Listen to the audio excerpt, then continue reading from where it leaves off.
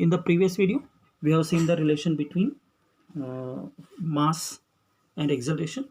That is, force is equal to m into a हमने derive कर लिया था. So using what?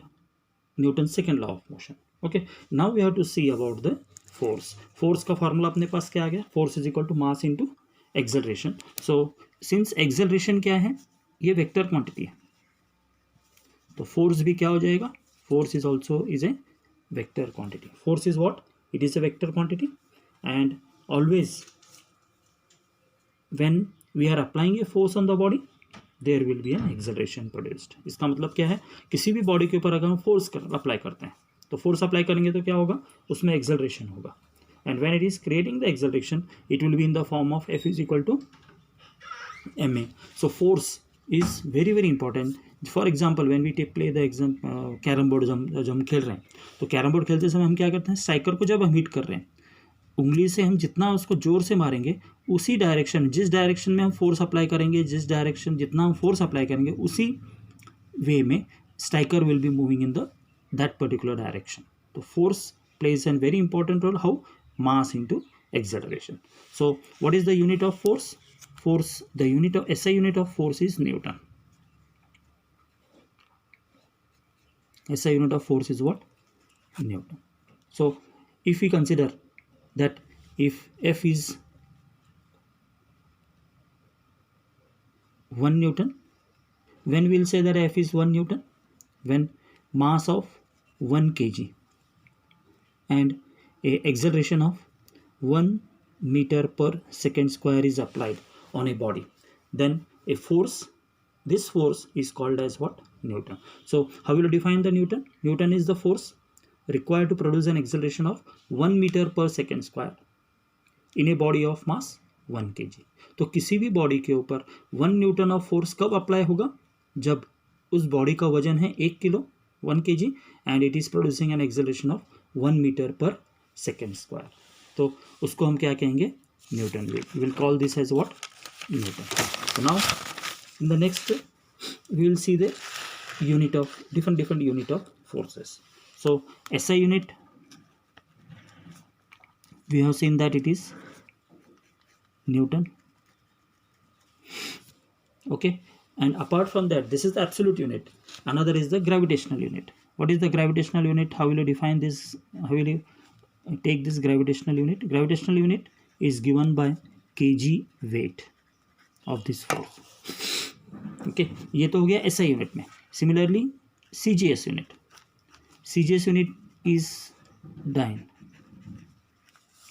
Similarly gravitational unit,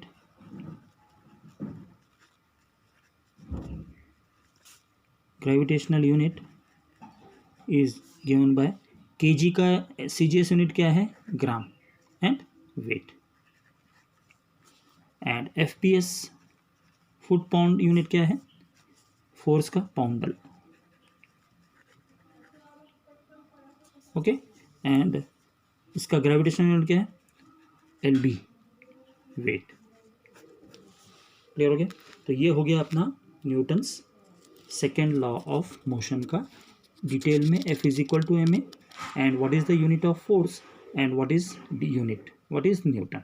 Newton is what? Newton is the force required to produce an acceleration of 1 meter per second in a body of mass 1 kg. These are the different units of force. Next comes the Newton's third law of motion, which is very important and easy to understand. ये easily हम understand कर सकते हैं. तो ये law क्या बोलता है? To every action there is an equal and opposite reaction. What this law says? This law says that for every action there is an equal and opposite reaction. So when we are having a force, then what will happen? We will have a opposite force on the same body. So F is equal to minus of F. So this equation shows that two forces are acting equally on a particular point but in opposite direction. So just for this example, when we take the example of a spring. Okay, अगर हम spring को दबाते हैं along its length, तो क्या होगा? That is called as action. जब spring को हम दबा रहे हैं अलॉन्ग द लेंथ, तो इसको क्या कहेंगे? एक्शन. और जैसे ही हमने थंब निकाल लिया तो क्या होगा, स्प्रिंग क्या करेगा, वो दूर से चला जाएगा, तो that will become what, reaction.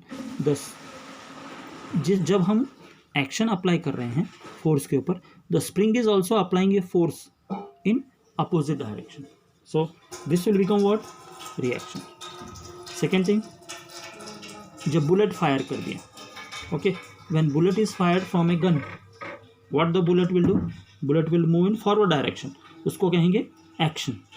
मगर at the same time gun क्या होगा, बैकवर्ड मूव होगा, उसको हम क्या कहेंगे, reaction. Okay, so these are the examples of Newton's third law of motion. जैसे हम और एक दूसरा लेते हैं एग्जाम्पल, क्रिकेट बॉल, जब भी बैट्समैन क्रिकेट बॉल को हिट करता है तो क्या होगा, बैट क्या करता है, बॉल के ऊपर फोर्स एक्सर्ट करता है। सिमिलरली बॉल भी क्या करेगा, बैट के ऊपर अपोजिट डायरेक्शन में फोर्स अप्लाई करेगा।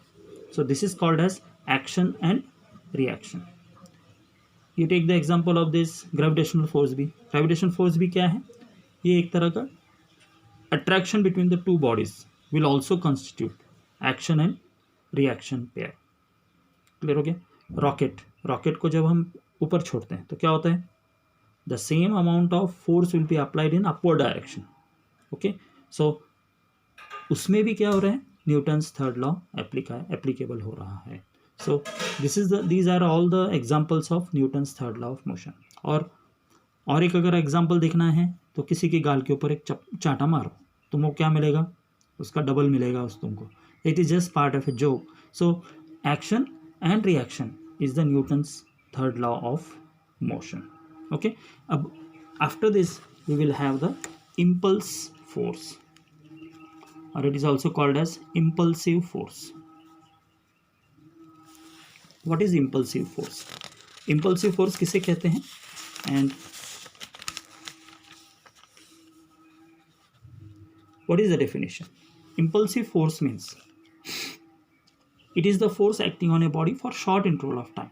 किसी भी बॉडी पर शॉर्ट इंटरवल ऑफ टाइम में जो फोर्स अप्लाई होता है उसको हम कहते हैं इम्पल्सिव फोर्स। जैसे फुटबॉल को किक करना है, कंटिन्यूस फोर्स नहीं लग रहा है उसके ऊपर, ओके, फोर्स फुटबॉल को किक कर रहे हैं तो उसको क्या है, एक ही टाइम में फोर्स अप्लाई कर रहा है, for small interval of time force is applied on the football. Striking A cricket ball with a bat, okay, cricket ball को स्ट्राइक कर रहे हैं यूजिंग द बैट, तो उसको क्या बोलेंगे, impulsive force. So impulsive force are those forces which are acting on a body for short interval of time. Okay, so impulsive force will be creating a motion of the body for small interval of time. So what is impulse of force? From this we will consider impulse of force is defined as product of the force for time taken on the body for which the force is acting on the body. So impulse force कैसे define करेंगे, force multiplied by time is called as the impulse. So impulse is what, average force into time. So impulse is a vector quantity. What is this impulse? Impulse is a vector quantity. Okay, इसका ऐसा unit क्या है, force into time है, तो Newton second. Okay, इसका क्या हो जाएगा, न्यूटन सेकेंड, और इसको हम केजी, दूसरा वेट क्या होगा, KG metre per second. Okay, ये भी बोल सकते हैं। So this is the SI unit of impulse of force. So ये जो इम्पल्स ऑफ फोर्स है ये किसको इक्वल रहता है, rate of, it is equal to change in momentum. कैसे, F is equal to what, impulse of force is equal to F into t. What is F? F is equal to ma into t. What is A? A is equal to v minus u by t. तो क्या होगा, T T cancel, तो क्या बचेगा मेरे पास, mv minus mu। What is mv? mv indicates what, change in momentum. So mv minus mu. So this is called as change in momentum, final momentum minus initial momentum. Okay, so impulse of force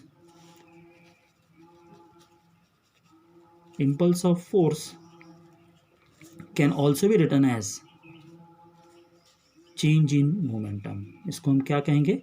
change in momentum. So change in momentum क्यों बोल रहे हैं इसको? Because F is equal to impulse is equal to force into time. Force can be written as m into a. तो a can be written as v minus u by t. t cancel, v into v minus u. तो m को multiply करने को तो क्या mv minus mu. What is mv? It is momentum, final momentum. What is mu? Initial momentum. Final minus initial momentum is called as what? Change in momentum. Clear हो गया?